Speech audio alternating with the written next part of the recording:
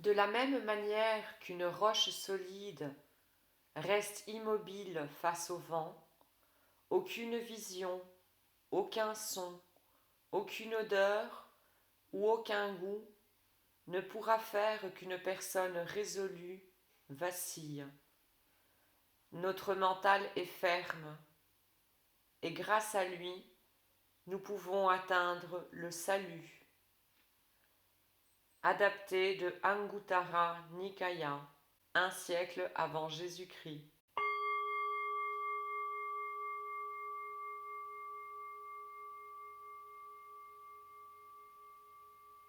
Une bonne chute. Beaucoup de personnes s'efforcent intellectuellement pour trouver des raisons solides, pour croire aux dieux ou aux esprits. Se libérer de ce conflit intérieur pourrait être le premier pas pour le résoudre. Au final, nous n'avons pas besoin de croire à la loi de gravité pour laisser tomber une monnaie dans la main d'un nécessiteux.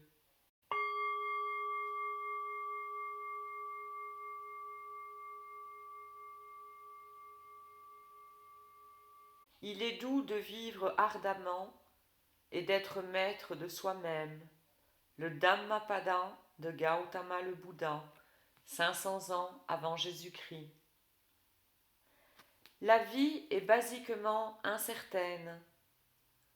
Seule la mort est certaine. Assurance sur la vie sont des termes contradictoires. Seule la mort est sûre. La vie est une aventure imprévisible.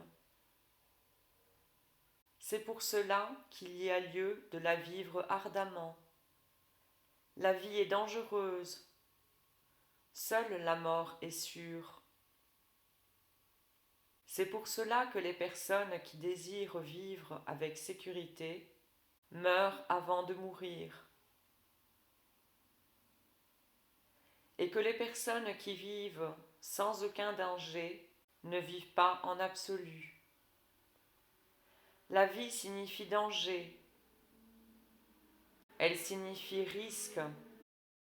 La vie signifie aller toujours du connu vers l'inconnu, d'une fosse à une autre, en couronnant toujours les sommets qui n'ont pas été atteints avant, toujours en découvrant les mers inconnues qui ne se trouvent dans aucune map, sans aucun guide. C'est seulement alors que tu vivras extatiquement, et c'est seulement alors que tu connaîtras ce qu'est vraiment la vie. En vivant de manière dangereuse, on arrive à l'intégration. En vivant une vie d'insécurité, on traverse le feu et on se convertit en or pur. L'unique manière d'arriver à être maître de soi-même, c'est en entrant dans l'inconnu, sans aucune peur, de dépasser toutes les craintes. Bouddha t'invite à avoir une vie ardente, au chaud. Om Shanti Shanti Shanti.